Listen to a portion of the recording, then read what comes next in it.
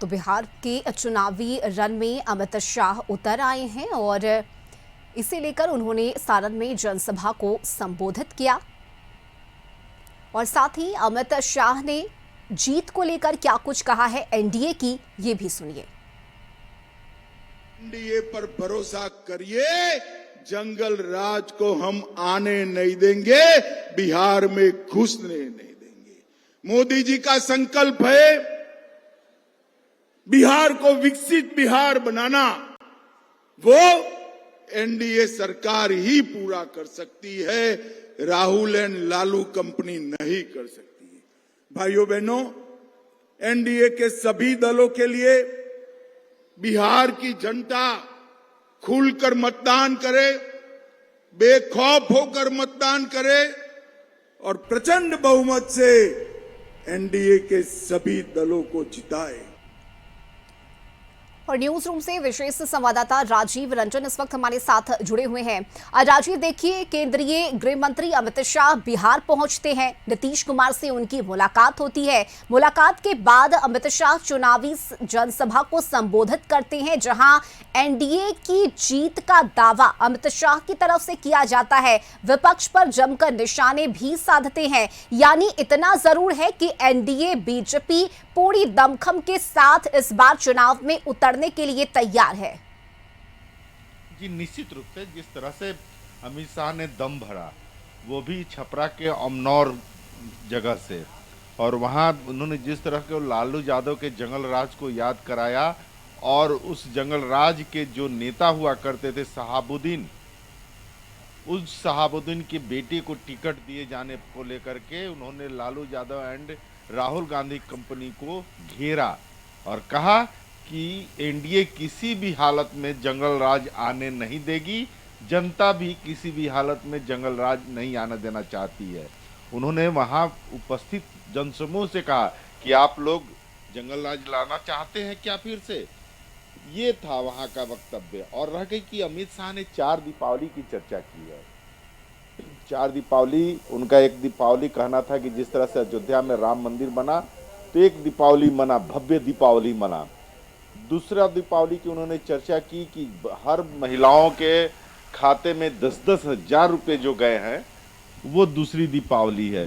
तीसरी दीपावली आने वाली है जो कि मनाई जाएगी, सब कोई मनाता है दीपावली के दिन, लेकिन चौथी दीपावली की उन्होंने उल्लेख किया, वो है 14 नवंबर, यानी कि बिहार में चुनाव होने के बाद 14 नवंबर को जब मतगणना समाप्त होगी तब दीपावली मनाने की बात की, ये चौथी दीपावली।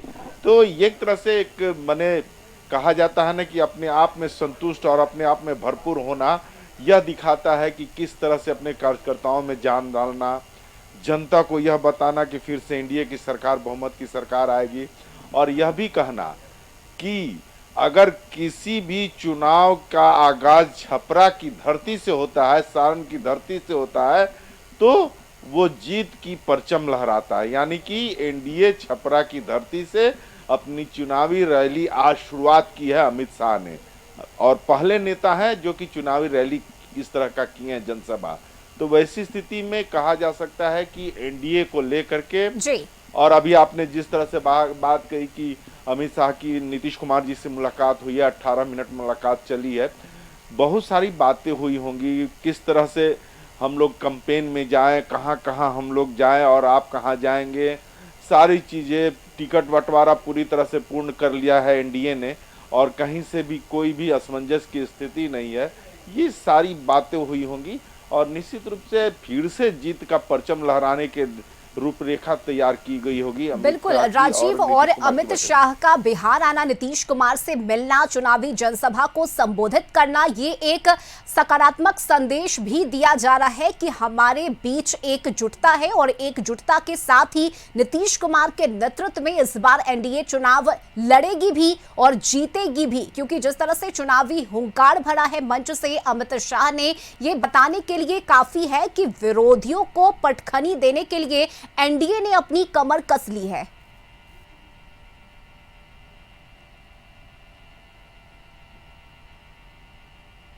कि रश्मि, जिस तरह से कोऑर्डिनेशन बना है, जिस तरह से एनडीए ने सारे सीटों पर उम्मीदवार की लिस्ट जारी कर दी है और सबको अपना जितना हक मिला है उस हिसाब से सभी लोगों ने अपना उम्मीदवार घोषित कर दिया है। नॉमिनेशन भी अंतिम चरण में है।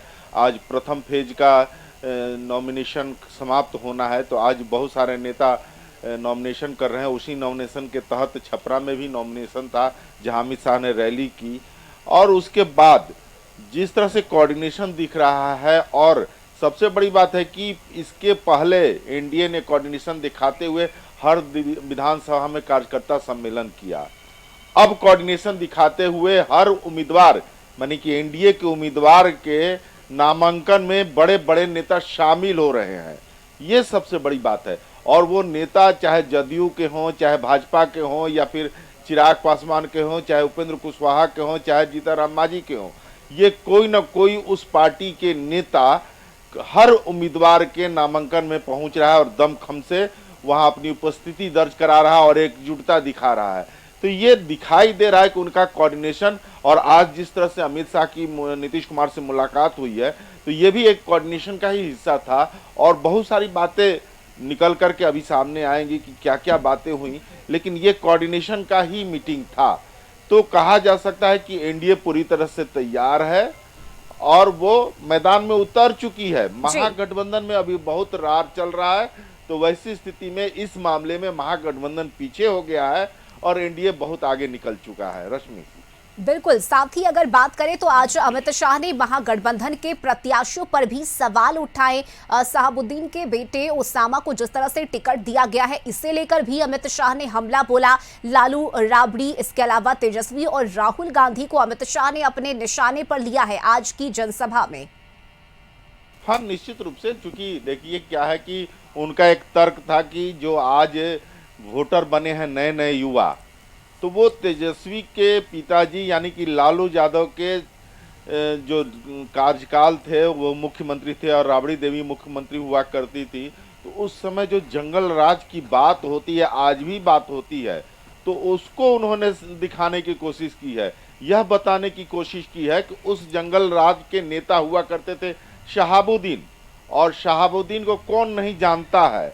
वैसी स्थिति में शहाबुद्दीन के बेटे को खड़ा कर देना, उसामा को, वो भी सीवान की धरती से, तो ये एक जंगल राज को फिर से बुलावा देने के लिए इन लोग के द्वारा तैयारी की गई है, यह बताया है अमित शाह ने। और उसी को बताते हुए उन्हें युवा वर्ग को साधने की कोशिश की है कि आप नए हैं, आपको शायद वह दिन नहीं देखे होंगे, लेकिन मैं बता रहा हूं कि जंगल राज कैसा था। तो यह दिखाने की कोशिश की है अमित शाह ने, और अमित शाह इसको दिखाते हुए युवाओं के मन में जंगल राज की कल्पना भर रहे हैं, ताकि जंगल राज वो फिर से ना आए और वो युवा फिर से एनडीए की तरफ मुखातिब हो जाएं, यानी कि एनडीए को वोट दे दे।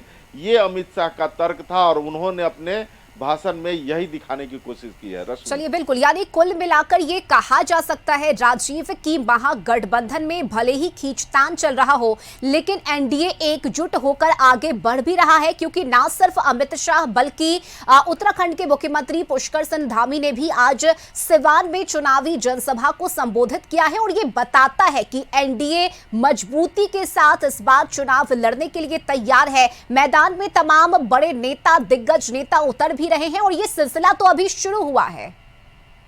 हाँ, निश्चित रूप से मैंने अभी आपको बताया ना कि देखिए, एनडीए में कहीं खटपट नहीं है। एनडीए के नेता एक दूसरे पार्टियों के सहयोग में खड़ी नजर आ रही हैं। और अभी मैंने कहा ना कि जिस तरह से एनडीए के उम्मीदवार नामांकन करने जा रहे हैं, उसमें बड़े बड़े दिग्गज नेता, चाहे वो भाजपा के बड़े दिग्गज नेता हों, जदयू के बड़े दिग्गज नेता हों, हम सेकुलर के बड़े दिग्गज नेता हों, रालोमा के दिग्गज नेता हों, या फिर एलजेपी आर के दिग्गज नेता हो, वो लोग नामांकन में शामिल हो रहे हैं, जनसभा कर रहे हैं, आम जनों के बीच घर घर जाकर के कैंपेन कर रहे हैं। ये दिख रहा है एकजुटता, और ये दिख रहा है कि हम लोग कैसे चुनाव जीतेंगे, इसका मैनेजमेंट वो लोग दिखा रहे हैं। ये सही है। जैसे आपने पुष्कर सिंह धामी की बात की, उत्तराखंड के सीएम है, सीवान में आज थे वो, तो सीवान में भी उन्होंने सभा की है।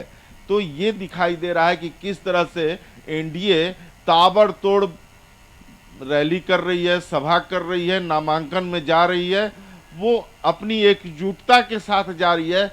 वहीं महागठबंधन में अभी भी सीट बंटवारा को लेकर के कहीं से भी एकजुटता नजर नहीं आ रही है। रश्मि, चलिए बिल्कुल, और यही वजह है कि एनडीए ने एक सकारात्मक संदेश देने की भी कोशिश की है बिहार की जनता को। इस जनसभा के जरिए आज अमित शाह का हुंकार भी सुनने को मिला है। बहुत शुक्रिया राजीव आपका इन तमाम जानकारी के लिए।